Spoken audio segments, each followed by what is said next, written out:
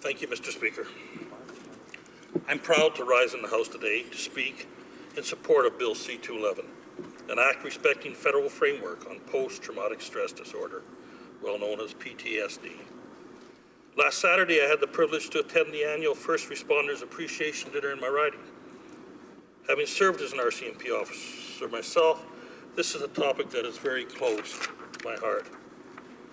Bill C-211 seeks to establish a national framework to ensure that our first responders, whether it be military, paramedics, police personnel, firefighters, emergency dispatchers, veterans, and correction officers get the timely access to the resources they need to deal with PTSD.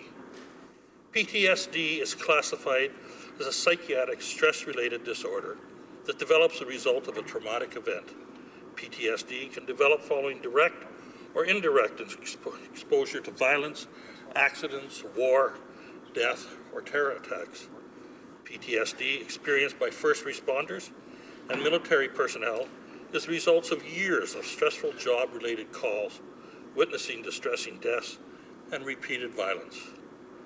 Episodes that may cause an affected person to become angry, irritable, jumpy, agitated, depressed, or frightened. Many abuse alcohol and drugs and have damaged relationships because of this. The bill, if passed, would require the Minister of Health to convene a conference with the Minister of National Defence, the Minister of Veteran Affairs, provincial and territorial counterparts, representatives of the medical community, and patient groups, for the purpose of developing a comprehensive federal framework to address the challenges of recognizing the symptoms and providing timely diagnostic and treatment of PTSD. Every day, thousands of men and women across Canada go to work, whether first responders, police, firefighters, or military personnel. They willingly put their lives on the line to support and protect Canadians and their country. Their jobs demand that they be prepared to show up to any scenario at any time, ready to face the challenges of their line of work. They treat our wounds, they protect our communities. Some witness some of the worst that humanity has to offer, and then they return home to their families and try to live a normal life. When most of us would head in the opposite direction, they are the ones who run forward to danger. Their heroic effort sometimes means that they are left to deal with the haunting images, sounds, and smells that will stay with these men and women for life. Being a witness to human tragedy and suffering can become difficult to cope with in the days, months, and years afterwards. We can look today at what is happening in BC with our first responders who are dealing with the opioid problem and how it is affecting their jobs. As a former RCMP officer of 35 years, I personally know what first responders go to, both emotionally, physically, when they arrive at a scene. Mr. Speaker, many years ago when I was a young air cadet, I was probably around the age of 12, and I remember talking to a lot of different veterans on Remembrance Day, and there were a lot of them there in those days, about their war experiences. I remember one particular gentleman who drank a lot in our community. I remember him finally telling me that he drank to hide the past and the horrors of war. This was probably the first time I was introduced to PTSD. As I went through my working career as an RCMP officer, I remember it was in the 60s when a friend of mine who came off an extended period of being undercover, where he intermixed with some pretty wild and dangerous individuals. When he came back into uniform, he could not switch back to a regular life and suffered immensely, both mentally and physically. He eventually had to leave the force because he couldn't correct it. This was PTSD, but at the time, we didn't know what was wrong with him. I had a very good friend. I'll call him Mr. T. Yeah, he was a lot like that guy on TV. But he suffered for many years with PTSD. He could not pull those hidden demons from within himself. As his commander, he came to me one day and he talked to me about suicide. I was alarmed. We got him help, and I worked with him closely over the next decade. And even after we both left our careers in the RCMP, I tried to help him. He could not get rid of the ugliness that he had to deal with. As I'm saying this, Mr. Speaker, I think of Mr. T, because he's not here anymore. He committed suicide 2 years ago. I wish he had called me, as I would have gone wherever he was to help.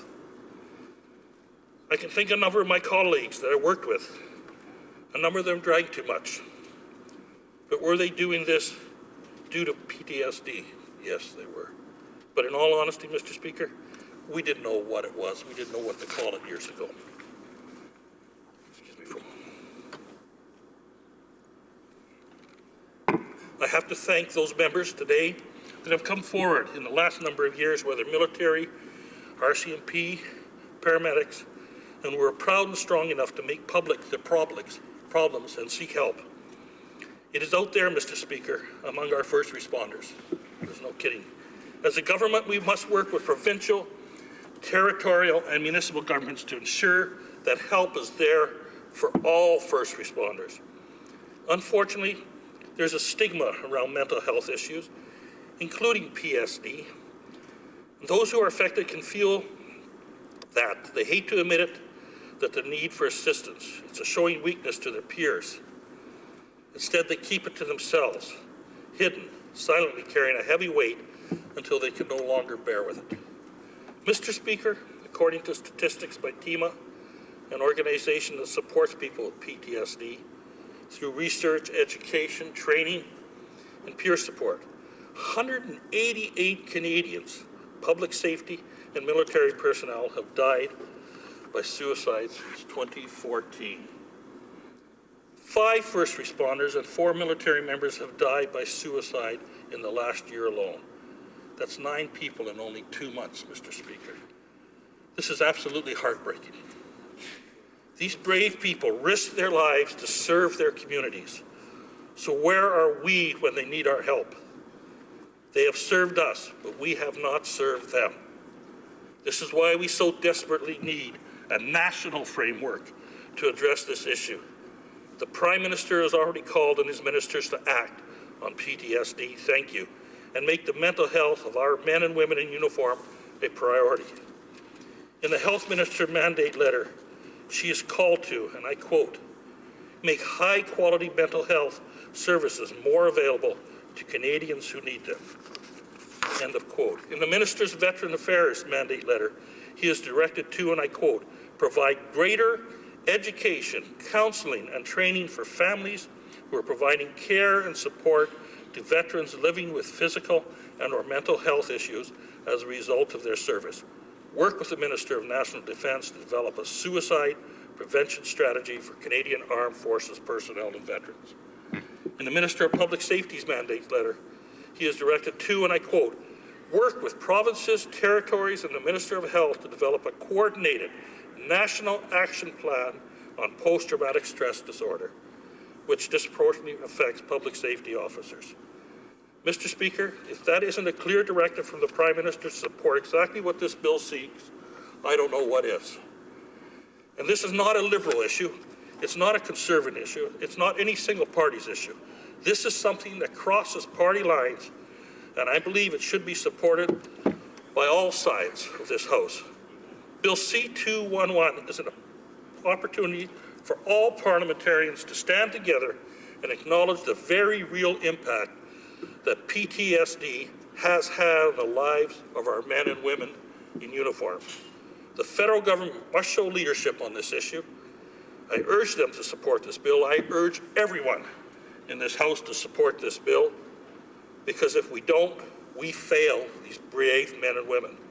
And most importantly, Mr. Speaker, I want to thank my colleague from Caribou Prince George for his private member's bill, C-211. Thank you.